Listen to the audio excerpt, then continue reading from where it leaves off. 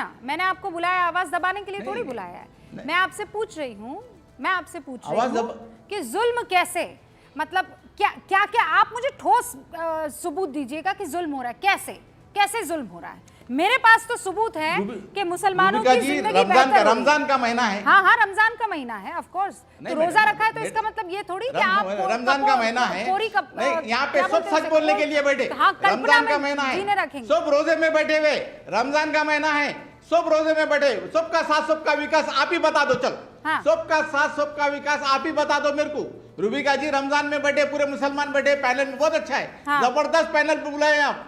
मौलाना खालिद सैफुल्लाह रहमानी साहब के बयान पे जो जंतर मंतर पे जो लोग जाने वाले हैं, और मैं भी चाहूंगा कि जरूर जाए, जरूर जाए जंतर मंतर पे बैठे और बताए पूरी दुनिया को। अरे आपके सर पर सींग थोड़ी है कि जंतर मंतर पर आने से कोई आपको रोकेगा। आप कायदे और कानून में रहकर आइएगा, जंतर मंतर पर आने से कोई। पहली बार पर आपने मुझे कहा रोजे में है, बताइए कि मुसलमान कैसे बेहतर है, सबका साथ सबका विकास कैसे हो रहा है, आपने मुझे ये कहा। अब मैं आपको बताती हूँ, बरोजा बता रही हूँ मैं आपको, ठीक है? नहीं, मैं बता रही हूँ आपको, ये आपके सामने भी चल रहा है। मुझे ये बताइए, अगर मुसलमानों से हिंदुस्तान की बाकी जनता को और सरकार को नफरत होती हजरत, तो ये बताइए कि मुसलमानों को 20% लोन कैसे मिल जाता, और वो भी इधर उधर का बैंक का लोन नहीं, प्रधानमंत्री मुद्रा योजना कैसे हो जाता।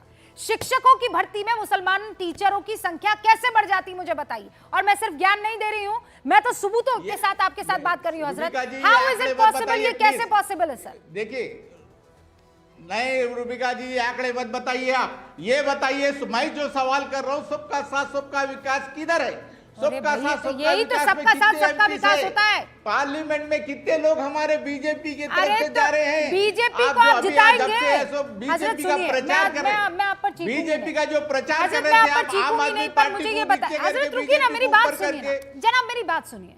मुझे ये बताइए, बीजेपी की तरफ से कोई मुसलमान अगर आपके इलाके में आएगा, आप उसे वोट देंगे?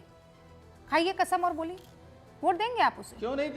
अरे मैडम, ये बीजेपी AIMIM का मसला नहीं है। आप अगर प्रोग्राम लेके आते हैं, आप अगर है तो नहीं भी, सुनिए मेरी बात। आज हमारा प्रधानमंत्री कौन है?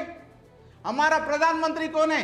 अरे तो आपने थोड़ी चुना है, आप तो कहते हैं वोट ही नहीं करते हैं। बीजेपी का ही है ना? नहीं, लॉजिक पर बात कीजिए, लॉजिक कौन बोला मैडम? लॉजिक पर बात कीजिए हजरत, लॉजिक पर बात कीजिए, रुकिए, चीखिए मत, लॉजिक पर बात कीजिए। आप कह रहे हैं कि भारतीय जनता पार्टी की तरफ से मुसलमान चेहरे आगे क्यों नहीं आते हैं? एक सेकंड फुल स्क्रीन करना,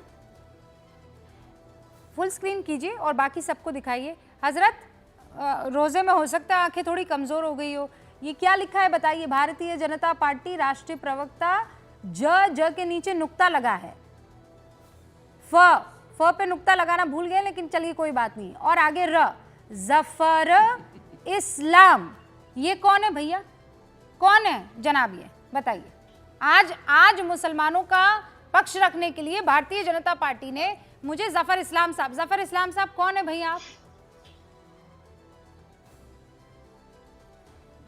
देखिए रूबिका जी, मैं जवाब दूं या फिर अभी राशिद साहब से सवाल चल रहा है? नहीं, राशिद साहब रुकिए, मैं आ रही हूँ। बहुत बड़ी बात है, सबसे ज्यादा रमजान में। और ये राशिद साहब, अब आपकी बात हो चुकी है, अब देखिए मैं कुछ बातें कहना चाहता हूँ कि मैं पहले एक मिनट, हाँ मैं इंसाफ की ही बात इनसे पूछ लेती हूँ। जफर साहब, यहाँ पर वो सीधे तौर पर कह रहे हैं हम पर जुल्म हो रहा है, हमारे साथ इंसाफ नहीं हो रहा है, हम मजलूम हैं।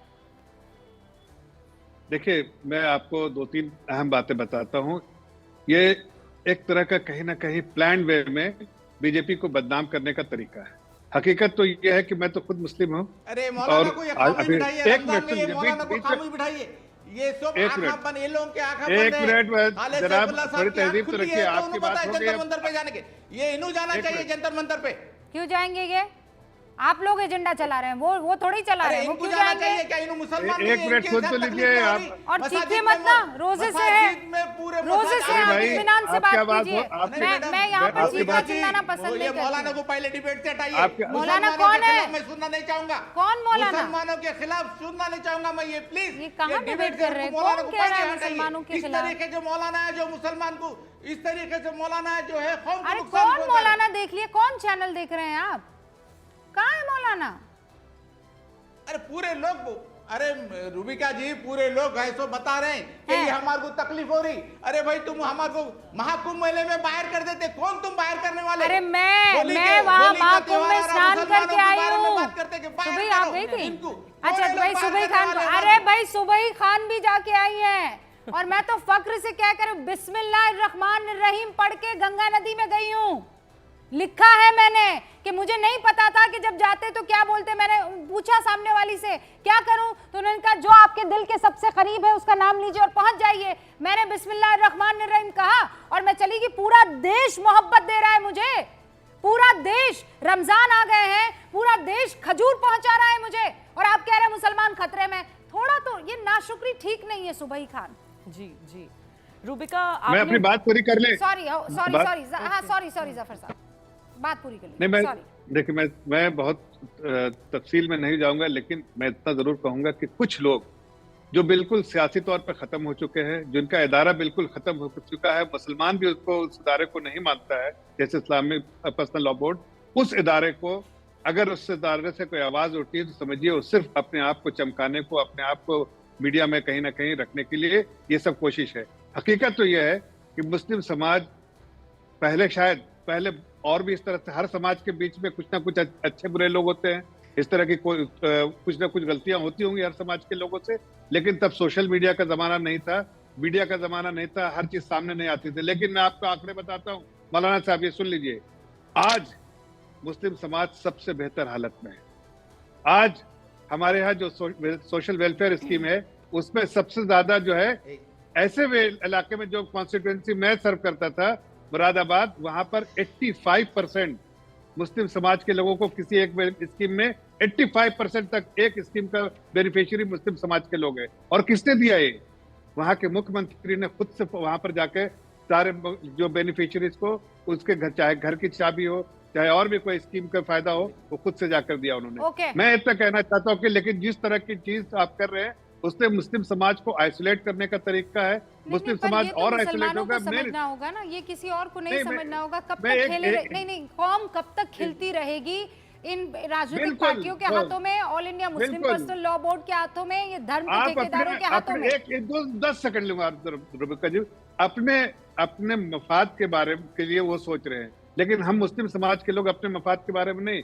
हमें मेन स्ट्रीम में जुड़ना है। हमें, अगर आप बीजेपी के बारे में इतने सारी बातें कहते हैं लेकिन बीजेपी को वोट देने के समय आप भूल जाते हैं। नहीं तो जफर साहब, वो काम तो आपको करना होगा ना, वो काम हम कर रहे हैं ना, तो आप, लेकिन हो पा रहा है कि नहीं, हो पा रहा है कि नहीं, इज अ बिग क्वेश्चन। एक सेकंड बस, सुबही खान, ये अब मुझे ये बताइए ना कि ये इन दोनों में से कौन सच है? जी, आप देखिए वो जो एक साहब मुझे यहाँ लिख रहे हैं, मुश्ताक अंसारी, वो ये कह रहे हैं ऐसे डिबेट आप करती क्यों हैं? Debate generates debate. अरे भाई देश लोकतंत्र है, जब कोई शख्स ऐसे डराने लगेगा, all India Muslim personal law board के अध्यक्ष कोई छोटी मोटी तो जगह है नहीं। हाँ, हम लोग नहीं माने अलग बात है, लेकिन छोटी मोटे ओहदा तो वो है नहीं। सुबह जब वो ये कह रहे हैं कि मुसलमान खतरे में हैं, तो आदमी बैठ के क्या करेगा? यही सोचेगा हाँ यार बड़ा आदमी कह रहा है, कुछ तो बात होगी। जी देखिए रूबिका जी, आपने अब से पहले जो स्टेटमेंट बोली थी उसकी जो आखिरी लाइन थी वो बहुत वजनदार थी, उसको मैं रिपीट करना चाहती हूँ। आपने कहा था कि ये नाशुक्रापन ठीक नहीं है। हमें एज अ मुस्लिम कम्युनिटी ये सोचना पड़ेगा कि अगर हम ये मानते हैं, चलिए फर्ज कीजिए for the sake of argument, अगर हमें लगता है कि भारत मुसलमानों के लिए सुरक्षित नहीं है, तो कौन सा देश मुसलमानों के लिए सुरक्षित है? एक पेपर और पेन लेकर बैठ जाइए, और जैसे रूबिका ने कहा था कि रमजान है, जुमा है, अधिकतर मुसलमानों का रोजा है, आपके दिल से, आपकी रूह से आवाज आ जाएगी कि क्या सही और क्या गलत है। भारत के अलावा कोई मुल्क, कोई देश आपके दिमाग में भी नहीं आएगा जहां आप ये फील कर सकें कि आप पूरे हक के साथ, पूरे अधिकार और पूरी सुरक्षा और सम्मान के साथ रह सकते हैं। ये तो आपकी आत्मा ही आपको जवाब दे देगी। दूसरी बात मैं ये कहना चाहती हूं कि किसी भी इंसान को कंट्रोल करने के लिए रूबिका जी दो ही चीज इस्तेमाल की जाती हैं मानसिक गुलाम बनाने के लिए, या तो डर या फिर लालच। और दुर्भाग्य से मुस्लिम समाज के साथ आज तक यही होता चला आया है। या तो उनको डराया गया है कि आप विक्टिम हैं, आप अल्पसंख्यक हैं, आप सुरक्षित नहीं हैं, जैसे अभी हमने एक मौलाना साहब का स्टेटमेंट सुना, या फिर उनको लालच दिया जाता है, अपीज किया जाता है, उनको गुंडा बदमाश बनाया जाता है, उनके हाथ में हथियार थमा दिए जाते हैं, उनके साथ खून माफ किए जाते हैं। और सभी राजनीतिक दलों ने वोट बैंक की पॉलिटिक्स के लिए ये किया है। क्योंकि मैं किसी राजनीतिक दल की प्रवक्ता नहीं हूं रूबिका जी, तो मैं ये तो नहीं गिनवाऊंगी कि भाजपा सरकार में मुसलमानों के लिए क्या हो रहा है, लेकिन मैं ये सब्जेक्ट मेरे दिल के बहुत करीब है, क्योंकि मुझे तरस आता है अपनी कौम के ऊपर। मुझे लगता है कि इतने बेवकूफ हैं क्या उनकी आत्मा, उनकी कॉन्शियंस इतना मर गई है कि वो सही और गलत में फर्क भी नहीं कर पाते हैं। कोई भी मौलाना आके इस्लाम के नाम पे कुछ भी करके उनको कहीं भी लिया चले जाता है। और एक बात मैं पूरी जिम्मेदारी के साथ बोलना चाहती हूँ रूबिका जी, कि आज मुस्लिम समाज से लोगों की कुछ शिकायतें भी हैं, क्योंकि मैं बैठती हूँ, मैं हिंदू समाज में भी बैठती हूँ, मैं मुस्लिम समाज में भी बैठती हूँ। जिन लोगों को आपसे शिकायतें, उनकी शिकायतें सुन तो लीजिए भाई। उनकी शिकायत सिर्फ इतना है कि जब कन्हैया लाल की गर्दन रेत दी जाती है ऑन कैमरा, तो आप एज अ कम्युनिटी सड़कों पे दिखाई क्यों नहीं देते हैं, ये कहने के लिए कि we condemn this act of violence. उन लोगों की शिकायत ये है कि जब जैशे मोहम्मद नाम का आतंकवादी संगठन चलता है हमारे प्यारे रसूल के नाम पर, तब हम जैशे मोहम्मद को एज अ कम्युनिटी बाहर आके कंडेम क्यों नहीं करते हैं। उन लोगों की शिकायतें हैं कि जब इस्लाम के नाम पर रेडिकलाइजेशन होता है, हमारे बच्चों को अलगाववादी, कट्टरवादी, आतंकवादी बनाया जाता है, तो हम क्यों नहीं बाहर आके बोलते हैं कि नहीं ये गलत है, this is not what my religion represents. हमारे प्यारे रसूल पैगंबर सल्लल्लाहु अलैहि वसल्लम ये नहीं सिखा कर गए थे हमें। जब हमारी छोटी छोटी बच्चियों को शरिया के नाम पे 12-12 साल की बच्चियों के साथ निकाह करके पॉक्सो एक्ट का वायलेशन किया जाता है, बच्चियों के साथ रेप किया जाता है, तब हमारे दिल का मुसलमान कहां जाता है? तब हमें क्यों नहीं लगता कि ये हमारी बच्चियां हैं? ये आरएसएस, बीजेपी, कांग्रेस, समाजवादी और एमएम का मसला नहीं है। ये मसला है कि कम्युनिटी के कुछ मुद्दे हैं जो हमें बैठ के सोचने पड़ेंगे। ऑलराइट, पर सुबह ही मामला तो वहीं पर आकर रह जाता है ना, इसको आइडियोलॉजी से जोड़ दिया जाएगा। समाजवादी पार्टी के राष्ट्रीय प्रवक्ता और मुफ्ती कासमी साहब भी हमारे साथ मौजूद हैं। मुझे ये बताइए, ये कब तक वोट बैंक की पॉलिटिक्स डॉक्टर अजीज खान चलती रहेगी? सच में मुसलमान खतरे में हैं, और खतरे में है तो मुझे एक फैमिली बता दीजिए जिसने पलायन कर दिया हो हिंदुस्तान से। अजीज भाई। देखिए रूबिका जी, मैं लगातार चीजों को सुन रहा हूँ बड़ी गंभीरता से, और बहुत सारी फहरिस्त आपने भी गिनाई और जफर भाई ने भी गिनाया कि मुसलमानों को आज फला फला चीजों में शेयर मिल रहा है। और माननीय प्रधानमंत्री महोदय ने ये बात पहले नारा घोषित कर दिया, सबका साथ सबका विकास। देखिए एक बात तो पहले स्पष्ट हो जाना चाहिए कि जो कुछ आप कर रहे हैं ये संविधान ने हक दिया है, उसमें आप बाइफरकेशन नहीं कर सकते किसी भी शख्स के साथ। एक बात। दूसरी बात, यहां लड़ाई इस बात की नहीं है, जो मौलाना खालिद सैफुल्लाह रहमानी साहब ने जो जिक्र किया है इस मुद्दे का, देखिए लड़ाई वकार की है, लड़ाई जमीर